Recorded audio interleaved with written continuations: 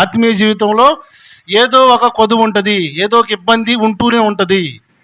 ఆ ఇబ్బంది కొలుములో నేను నిన్ను పరీక్షించి తిని అన్నాడు. చూసారా, ప్రతిసారి మనకి ఇబ్బందులు ఉండటమే మన ఆత్మీయ జీవితానికి మేలు. కొన్ని అప్పులు ఉండాలి, కొంత అనారోగ్యం ఉండాలి, కొన్ని సూటిపోటి మాటల ముళ్ళులు ఉండాలి. ఇవన్నీ ఏంటో తెలుసా? ఇబ్బందుల కొలిమి. వీటిలో నుండి నేను మిమ్మల్ని పరీక్షించి తిని అన్నాడా? రైట్. మరి మేము ఎలా బ్రతకాలి? బైబిల్ పద్ధతిలో బతకడం కొంచెం కష్టమే. బీదలైన మీరు ధన్యులు అన్నాడు. ఇప్పుడు నవ్వుచున్న వారలారా మీరు ఏడుచుదురు అన్నాడు. ఇదేంటో తెలుసా? ఇప్పుడు కడుపు నిండి ఉన్న వారలారా మీరు ఆకలి కొంటారు అన్నాడు. ఈ రోజున సమృద్ధిగా ఉన్నదని తింటున్న వాళ్ళమంట మనందరం ఒక రోజున ఆకలి పాలు అవుతామంట. అది ఇలాప వాక్యాల్లో దేవుడు రాసి పెట్టాడు. ఎప్పుడు ఏంటి ప్రభు ఈ మాట చెప్పినావనంటే, కడుపు నిండిన వాడు ఏమవుతాడట? ఇప్పుడు కడుపు నిండి ఉన్న వారలారా మీరు ఆకలి కొంటారు. ఇప్పుడు ధనవంతులుగా ఉన్నవారట ఒక రోజున బీదవారు అవుతారట. ఇది ఎలా సాధ్యమవుతుందని నాకు నేనుగా చాలా పరిశోధనలు చేసినాను. ఏం లేదు, చాలా సింపుల్గా కట్ చేసేస్తాను. ఈరోజు డబ్బులు ఉన్నాయని 3 పూటలు సుఖపడుతూ బ్రతుకుతున్న వాళ్ళు ఉన్నారే, అకస్మాత్తుగా ప్రపంచం మీదకి ప్రపంచ యుద్ధం రాబోతుంది. ఏంటి? ఈ ప్రపంచ యుద్ధం వచ్చే టైంలో దేశాల మీదకి అణుబాంబులు వేస్తారు, అణుబాంబులు వేసుకుంటారు. అణుబాంబులు వేసినప్పుడు దాన్ని రియాక్టర్ అంటారు, రియాక్టర్ యాక్షన్స్ అంటారు వాటిని. అణుబాంబు పేలిపోతే భూమిలో నుండి ఒక రకమైనటువంటి ఒక పొగ బయటకు వస్తుంది. దాన్ని రియాక్షన్ వల్ల వస్తుంది ఆ పొగ. ఆ పొగ వలన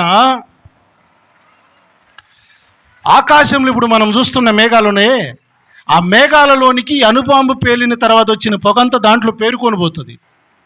ఆ పేరుకొని పోయిన తర్వాత వచ్చే వానే రియాక్టర్ రెయిన్ అంటారు దాన్ని. అంటే యాసిడ్ వర్షం రాబోతుంది. ఆ యాసిడ్ వర్షం ఎప్పుడైతే భూమి మీద కురుస్తుందో ఈ భూమి తన సారాన్ని కోల్పోతుంది. భూమి మీద పంటలు ఎండిపోతాయి, చెట్లు మొత్తం కాలిపోతాయి. మనుషులు బ్రతికిన వాళ్ళు కూడా ఇలాప వాక్యాల్లో రాశాడు, బొగ్గు కంటే నలుపుగా అయ్యామని అంటాడు. చూశారా మీరు? అలాగూ రాబోతున్న యుద్ధాలన్నీ కూడా అలా రాబోతున్నవి. ఇప్పుడు మనము కడుపు నిండిన వాళ్ళందరూ ఎవరైతే ఉన్నారో ఒకరోజు అన్నం కోసం కూడా ఏడుస్తారట.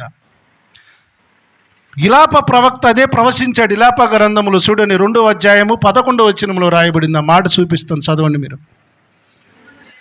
తల్లిదండ్రులు ఈ రోజున పిల్లలకి అంత సుకుమారంగా పెంచుతున్నారు, ఏ కష్టం రాకూడదని పెంచుతున్నారు. కానీ రాబోతున్న కరువు విపత్తు ఎంత ప్రమాదకరంగా ఉండబోతుందంటే, పిల్లలట వీధులలో మూర్చిల్లిపోతారంట తిండి లేక.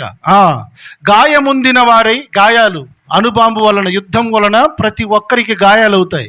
వీధులలో మూర్చిల్లుచు తల్లుల రొమ్ము నానుకొని అన్నము ద్రాక్షారసము ఏది అని తమ తల్లులను అడుగుచు ప్రాణము విడుచుదురు. ఇది భయంకరమైన రోజు. ఆ రోజు రాబోతుందని దేవుడు ముందుగానే చెప్పాడు. తల్లుల దగ్గరికి రొమ్ములు నానుకొని అమ్మ అన్నమేదమ్మా, అన్నమేదమ్మా, అమ్మ అన్నం, అమ్మ అన్నం, అన్నం అన్నం అన్నం అని పిల్లలట మూర్ఛిల్లి చచ్చిపోతారట.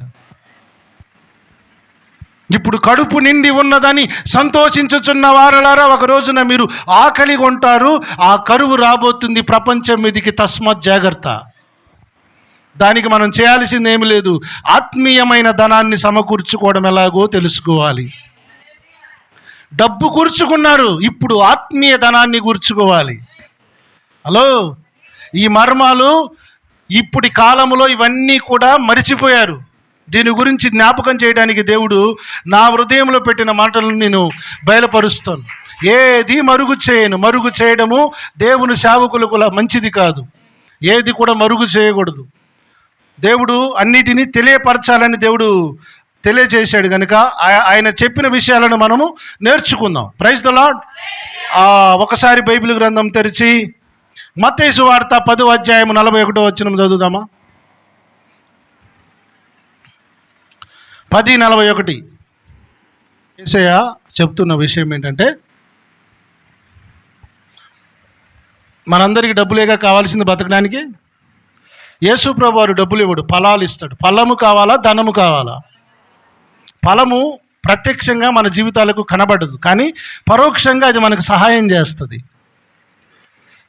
ఇప్పుడు మనం చదివిన లేఖన భాగం ఉందే, ఇది చాలా ఇంపార్టెంట్, చాలా ఇంపార్టెంట్ మాటలు ఇవన్నీ. ప్రవక్తను చేర్చుకునేవాడు ప్రవక్త ఫలం పొందుతాడంట. వీటి గురించి నేను ఏ టీవీలో ఎవరు చెప్పంగా నేను వెళ్ళేంతవరకు ఎవరు చెప్పట్లా దీని గురించి. ప్రవక్తని చేర్చుకుంటే ప్రవక్త ఫలం వస్తుందట. ఏంటి ప్రవక్తని చేర్చుకుంటే ఫలం ఏమొస్తుంది? ప్రవక్తలు ఏం చేస్తారు? హెచ్చరిస్తారు. రాకడ గురించి, ఉగ్రతల గురించి, తెగుళ్ళ గురించి హెచ్చరిస్తారు. ప్రవక్తలను చేర్చుకోవడం అంటే వారి నుండి వచ్చిన మాటలను చేర్చుకోవడం కూడా ఫలం ఉంది. హెచ్చరికలను చేర్చుకోవడము ప్రవక్తలను చేర్చుకోవడంతో సమానము. ఆ ఫలము కూడా మనం అనుభవిస్తామట. రెండో ఫలం ఏంటి? నీతిమంతులు ఎవరున్నారు? నీతిమంతుడు లేడు, ఒక్కడును లేడు అన్నాడుగా బైబిల్. మరి నీతిమంతులు ఎవరున్నారు? ప్రభువుని ఎవరు నమ్మారో, బాప్తిజం పొందారో, రక్షణ పొందారో వారే నీతిమంతులని దేవుని వాక్యం చెప్తుంది. అంటే మనం అందరం ఎవరము? మనమే నీతిమంతులం. ఒక ఇంట్లో 5-6 ఉన్నారు అనుకోండి, ఆ ఇంట్లో ఒక్కళ్ళే దేవుని నమ్ముకున్న వాళ్ళు ఉంటారు. వాళ్ళెవరు దేవుని దృష్టిలో? నీతిమంతులు.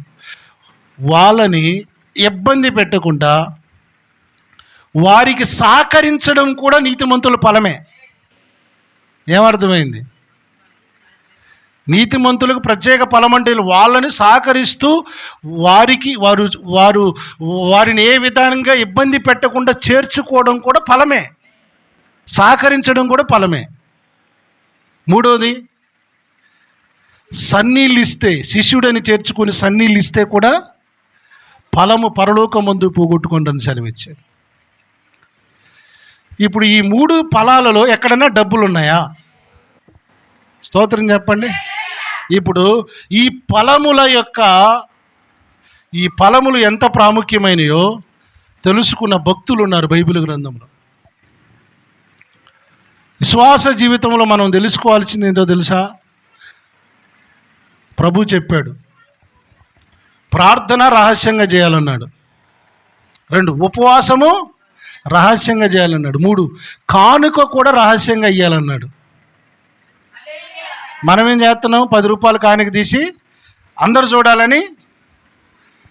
చూడాలని కవర్లు ఇచ్చేది దేనికి? మీకు అందరికి చూపించి పెడుతున్నాం. అందులో 500 నోట్ అయితే అందరూ చూడాలి ఇప్పుడు మొత్తం ఫలానా ఇస్తుందని. ఆ కానుక కూడా ఎలా ఉండాలంటే రహస్యంగా ఉండాలి. ఫలం ఇచ్చేది ఆయన చూసే మనుషుల. అమ్మో దేవుడమ్మ ఇలా 500 కానుక పెట్టిందని ఎవరు లాంటి వాళ్ళు అన్నారు అనుకో, 500తోటి స్తోత్రం. ఇక్కడే ఇంక రాదు ఫలం, అక్కడి నుంచి రాదు. ఇక్కడ మనుషులు మెచ్చుకోవాలని చూపించినవిగా కానుక, ఇక్కడితోటి శూన్యం. అలా కానుకలు ఎంతమంది ఇచ్చారో అంతమంది కానుకలన్నీ నిష్ఫలమైపోయినాయి. ఫలాలు రావు, పోగొట్టుకున్నారు. మీరు కుడి చేతితో ఇస్తే తెలియద్దు అన్నాడు దేవుడు అన్న తిక్కలోడా? దేవునికన్నా తెలివి లేదనుకుంటున్నారా? మనమే వేషధారులంగా నటించడానికి అలవాటు పడి దేవుని తక్కువ అంచనా వేసుకున్నాం. ఆయన చాలా జ్ఞానం కలిగిన వాడు. ఆయన జ్ఞానమునకు మితి లేదు. ఆమేన్. ఏమి లేదు. అలాంటి దేవుని కాడ మనం చిన్న ఏమంటారు, పిల్లల ఆటలు ఆడుతున్నాం ఆయన దగ్గర. మనం చేసే ప్రతి దాన్ని ఆయన ఏం చేస్తున్నాడు తెలుసా? రికార్డింగ్ చేస్తున్నాడు, రికార్డెడ్గా దాచిపెడుతున్నాడు ఆయన బైబిల్ గ్రంథంలో. నువ్వు ఇన్ని సంవత్సరాలలో ఎన్నిసార్లు దేవుని మందిరంలో కన్నీళ్లు కార్చావో నీకు తెలుసా? కానీ నువ్వు ఎన్నిసార్లు కన్నీళ్లు విడిచావో ఆ కన్నీళ్లను తన బుడ్డిలో రాసుకున్నాడు తెలుసా నీకు నాకు గుర్తులేదు, కానీ మన కన్నీళ్లను కూడా దేవుడు కౌంట్ చేస్తున్నాడు. నువ్వు మందిరానికి వచ్చి ఎన్ని గంటలు ఎన్ని నిమిషాలు నిద్రపోయినావో కూడా ఆయన దగ్గర కౌంట్ ఉంది. ఎస్, కౌంట్ ఉంది సార్. కన్నీళ్ళకే కౌంట్ ఉంది ఆయన దగ్గర. ఆయన దగ్గర ఉన్న ఒక పుస్తకం ఏంటో తెలుసా? మలాకీ గ్రంథం 3వ అధ్యాయం 6వ వచనంలోనికి రండి. ఆయన దగ్గర ఒక పుస్తకం ఉంది, జ్ఞాపకార్థ గ్రంథము. చూడండి అన్నమాట. యెహోవా యందు భయభక్తులు గలవారు ఒకరితో ఒకరు మాటలాడుకొనుచుండగా యెహోవా సెవియొగ్గి ఆలకించెను. స్తోత్రం. ఏం చేస్తున్నాడట దేవుడు? ఎవరు మాట్లాడుకుంటుండే? భయం భక్తి లేని వాళ్ళు కాదు, భయభక్తులు కలిగిన వాళ్ళు మాట్లాడి తింటున్నాడు. రెండోది, మరియు యెహోవా యందు భయభక్తులు కలిగి ఆయన నామమును స్మరించుచు ఉండు వారికి జ్ఞాపకార్థంగా ఒక గ్రంథం ఆయన సముఖమందు రాయబడును. ఏముందంటే ఆయన దగ్గర? ఏం గ్రంథం? జ్ఞాపకార్థ గ్రంథం. క్రియలు అంటే మనం ఏం చేస్తున్నాము, ప్రవక్తను చేర్చుకుంటున్న ఫలము రికార్డెడ్. నీతిమంతుని చేర్చుకుంటే నీళ్ళు ఇస్తే. హోసన్నయ్య గారు ఒకసారి మాట చెప్పాడు. ఒక ఆమె ఎప్పుడు పోయినా హోసన్న గారికి నీళ్ళే ఎత్తుందంట. ఆమె ఎప్పుడు పోయినా నీళ్ళే ఎత్తుందంట. ఎప్పుడు పోయినా గ్లాసులో నీళ్ళే ఎత్తుందంట. ఇంట్లో ఫ్రిడ్జ్ ఉంది, ఇంట్లో అన్నీ ఉన్నాయంట ఆమెకి. ఏందమ్మంటే బైబిల్లో యేసయ్య చెప్పాడు గయ్యా అని, నీళ్ళు ఇస్తే ఫలం ఉందని చెప్పాడు గయ్యా, అందుకనే నేను నీళ్ళు ఇస్తా ఉందన్నట. తెలివి ఉండాలి కానీ మరీ అతి తెలివి ఉండకూడదు అన్న. అర్థమవుతుందమ్మా? తెలివి ఉండాలి కానీ మరీ అతి తెలివి ఉండకూడదు. అంటే నీళ్ళకే ప్రతిఫలం ఉందంటే భోజనానికి, ఒక పెద్ద సహాయానికి, అంటే దేవుడు నీళ్ళని కూడా కౌంట్ చేస్తున్నాడని అర్థం. నీళ్ళని కూడా ఇంకా నీళ్ళ కంటే ఎక్కువ ఇస్తే దాని ఫలం కూడా ఉంది. అంటే దేవుడు ముందు పెద్దదాంతో మొదలు పెట్టలే, చిన్నదానితో మొదలు పెట్టాడు. చిన్నదానికి కూడా ఫలం ఉందిరా బాబు, మీరు చేసేదానిని బట్టి మీదంతా కూడా రికార్డెడ్ అవుతుంది అని చెప్పాడు ఆయన. హల్లెలూయా. రికార్డింగ్ ఉంది ఆయన దగ్గర, రికార్డ్ సెట్టింగ్స్, హిస్టరీ బుక్ ఉంది ఆయన దగ్గర. దానికి బైబిల్ పెట్టిన పేరే జ్ఞాపకార్థ గ్రంథము. ఏం గ్రంథము?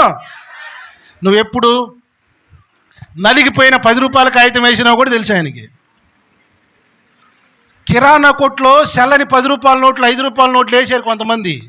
అవి కొడుకు ఆయనకు నోటు చేసుకున్నాడు. కొన్ని సంవత్సరాల క్రితం చూసిన 2 పక్కల ముఖం లేని 10 రూపాయల కాయన వచ్చింది మనకు చర్చిలో కానుక. రెండు పక్కల లేదు ముఖం. హల్లెలూయా. అంటే వాళ్ళ మనసు ఏంటంటే కొట్టు కాడ చెల్లంది దేవుని కాడ చెల్లుతుందిలే. ఏంటన్నట్టు? కొట్టుకాడు చల్లకపోతే కానికేద్దాం. ఎవరు చూస్తారు? దేవుడు చూడనా. అందుకనే నీ మొఖం, నీ బతుకంతా అట్నే ఉంది. ఆ మాసిపోయిన బతుకు, ఆ మడిసిపోయిన బతుకు అట్నే ఉంటుంది మనోళ్ళే. ఇంత తేటగా ఎవరు మాట్లాడలేరు. స్తోత్రం. గట్టిగా చెబుతామా? కొర్నేలి అని ఒక భక్తుడు ఉన్నాడు బైబిల్లో. అతని దగ్గర ఒక దూత వచ్చింది. ఏమన్నదో తెలుసా? అపోస్తుల కార్యాలు 10వ అధ్యాయం 4వ వచనం. ప్రార్థనలు, చెప్పండి, నీ ధర్మ కార్యాలు ఎక్కడున్నాయంట? ఎవరి దగ్గర ఉన్నాయంట? రికార్డెడ్గా. స్తోత్రం. అంటే ఇప్పుడు దీని అర్థమైంది. ఎంతకాలం అయింది మీరు ప్రభుని నమ్ముకొని? ఎంతకాలం నుంచి ప్రార్థన చేస్తున్నారు? ఎన్నిసార్లు చేస్తున్నారు? అన్ని దేవుడు రికార్డు చేస్తున్నాడట. ప్రార్థనలు, 2 ధర్మ కార్యాలు కూడా. ధర్మ కార్యాలు అంటే ఏంటో తెలుసా?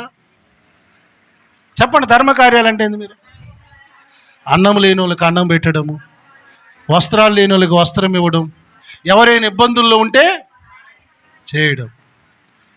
అలాగూ చేసినవన్నట దేవుడు తన జ్ఞాపకార్థ గ్రంథంలో రాసుకున్నాడంటే. స్తోత్రం చెబుదామా? దేవుడు మర్చిపోయేవాడా? అయితే ఒక రోజున దేవుడు రికార్డు పరిశీలన చేస్తున్నాడట. పరిశుద్ధాత్మ సంగతులు మనం గ్రహించాలి కదా. ఒకరోజు రికార్డు పరిశీలన చేస్తున్నాడు. కొర్నేలి దగ్గరకు వచ్చి ఆగింది రికార్డు. కొర్నేలి ఏంటి మనోడు, ఇంత మంచి ప్రార్థనాపరుడు, ఇంత ధర్మకార్యాలు చేసేటోడు, పాపం వీడికి ఇంకా రక్షణ లేదే. ఏం లేదు అన్ని చేస్తున్నాడు కానీ ఏం లేదు. వామ్మో, వీడు అనుకోకుండా నైట్ పూట ఆయన గుండె జబ్బు వచ్చి చచ్చిపోతే ఆడిపోతాడు, మళ్ళా నరకానికి పోతాడు. ఎక్కడో పోతుండే యాక్సిడెంట్లో చచ్చిపోయాడు అనుకోండి, మరలా నరకానికి పోతాడు. మరలా నేను అంతటి అన్యాయం ఇస్తుంది కాదు కనుక వీడికి రక్షణ కావాలి. దీనికేం కావాలి? రక్షణ కావాలి. రక్షణ కావాలి కనుక దానికి సూటబుల్ అయ్యేటువంటి పర్సన్ ఎవరు ఆయన చూశారు. అక్కడ ఆ ఏరియాలో ఉన్న సరౌండింగ్లో పేతురయ్య గారు ఒక ఆయన ఉన్నాడు. బాబు అయ్యి కొర్నేలు ఆయన ఒక ఆయన ఉంటాడు. వాళ్ళకి సువార్త చెప్పి బాప్తీసు ఇచ్చిరాపో. అయ్యా ప్రభా స్తోత్రం హల్లెలూయా పోతాను ప్రభా. పోయాడు. అంతకంటే ముందు పోవడానికి ముందు జరిగింది ఏంటంటే తెలుసా? పోవడానికి ముందు జరిగింది ఏంటంటే, ప్రభా పేతురు గారికి ఒక నియమం ఉంది. పేతురు యూతులకే సువార్త చెప్పేవాడు, అన్యులకు చెప్పడు. పేతురు అన్యజనులతోటి కలిసి సెకండ్ కూడా ఇవ్వడు. పేతురు అన్యజనులను ముట్టుకొనియాడు, పట్టుకోడు, వాళ్ళ దగ్గర ఇంట్లో కూర్చొని అన్నం కూడా తిండు. స్తోత్రం చెప్పట్లేదు.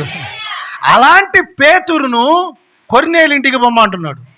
అంతకంటే ముందుగానే ప్రతి జనములోనూ దేవునికి ఎవరు భయపడతారో వారిని దేవుడు అంగీకరిస్తాడు. అందరికీ ప్రభు. ఇప్పుడు ఏ చర్చి మీద బోర్డు చూసినా ఏముంటుంది? యేసుక్రీస్తు, యేసుక్రీస్తు. అన్ని సకల జాతులు, భూమి మీద ఎన్ని జాతులునే అందరికీ యేసుక్రీస్తే ప్రభు. The lord is all above. అందరికి ఆయనే ప్రభు.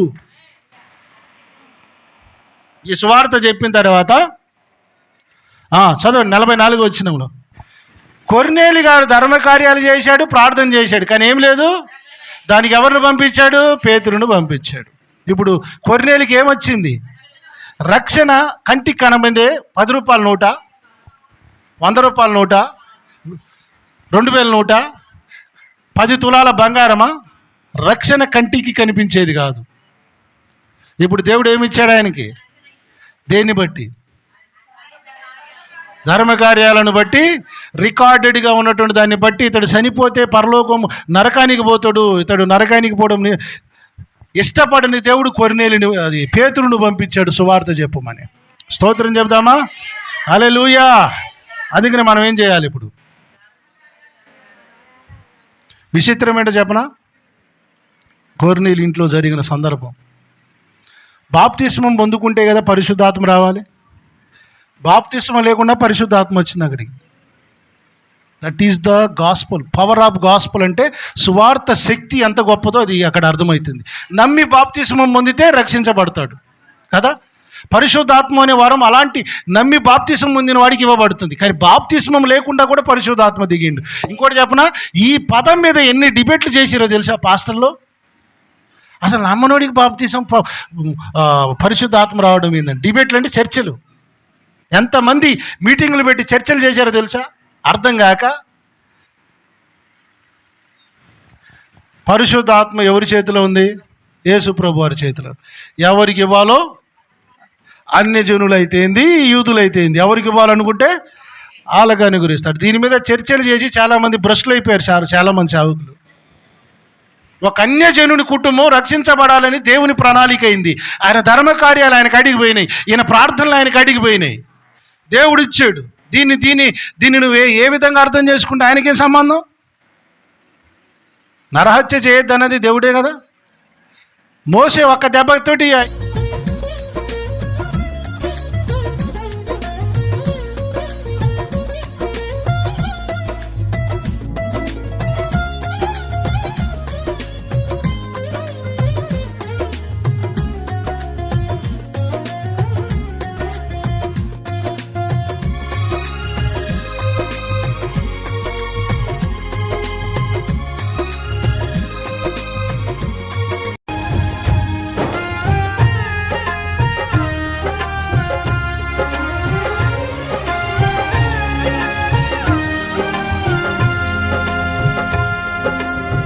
శుభకరమైన తొలి ప్రేమనునే మరువక జీవింప కృపనీయవా.